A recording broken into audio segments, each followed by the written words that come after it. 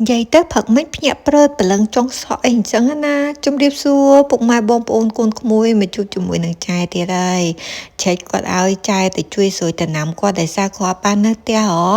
តែពេលអញ្ចឹងពីអ្នកពុសងទៅបើកទ្វារឆ្វាក់ចូលទៅស្រាប់តាឆ្កែគាត់រត់ចេញពីក្នុងផ្ទះប៉ុន្តែទ្វារក្នុងផ្ទះបិទទេគ្រាន់ថាវារត់ឲ្យតាមប្រួចអីអញ្ចឹងណាហើយអញ្ចឹងទៅចែគ្រាន់តែឃើញឆ្កែ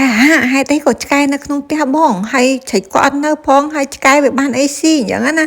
នឹកចុះនឹកឡើងមកសន្ទុះស្រាប់តែកូនគាត់ដើរចេញមកហើយចែទៅហ្នឹងអត់ដឹងថាកូនគាត់នៅក្នុងផ្ទះទេដោយសារគាត់ផ្ដាំឲ្យទៅជួយស្រួយតំណាមមកស្មានតែអត់មាននរណានៅផ្ទះហើយនិយាយពីថាតំណាំគាត់នេះដើមម្ទេសនិយាយពីល្អម៉ែអាម្ទេសដើមគ្រាប់ខ្មៅនេះឡើងខ្មៅឲ្យលើបហ្មងណាហើយចែសួរពុសងអាម្ទេសហ្នឹងស៊ីកើតអត់ពុសងថាមិនដឹងអូនឯងសាក់មើលទេអត់ហ៊ានសាក់ទេខ្លាចពើងាប់ព្រោះអីមិនដែលឃើញអាណាខ្មៅគ្រីងចឹងទៅជេរគ្នាមកស្ទុះហើយក៏នាំគ្នាត្រឡប់មកផ្ទះវិញតែមុននឹងមកផ្ទះហ្នឹងគឺថាយើងចូលសារសិនអញ្ចឹងណាហើយនេះសំចេកសំជ្រូកជាមួយនឹងសំដូងនិយាយទៅកន្លែងគាត់ធ្វើឆ្ងាញ់អីអញ្ចឹងណាដោយសារអាទិត្យមុនហ្នឹងគឺមិត្តភ័ក្តិគាត់មកលេងអ្នកធ្វើការជាមួយហ្នឹងគាត់មកសួរសុខទុក្ខមកលេងអញ្ចឹងទៅខ្ញុំទិញសំហ្នឹងដាក់ឲ្យគាត់ហូប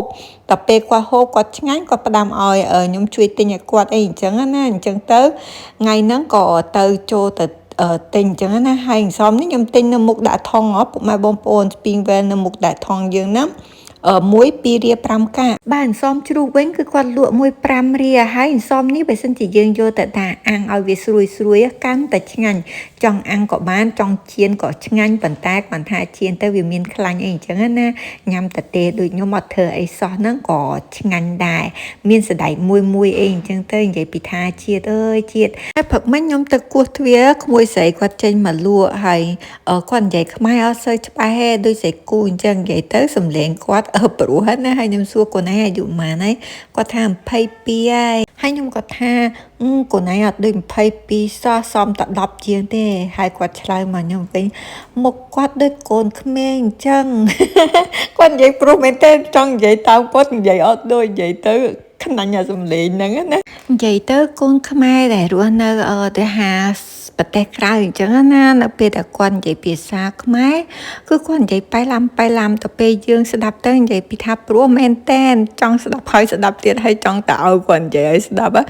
មួយថ្ងៃញាស់តែសេគូនៅផ្ទះដែរហ្នឹងប៉ុន្តែជួនកាលគេអត់សុបាយចិត្តយើងទេ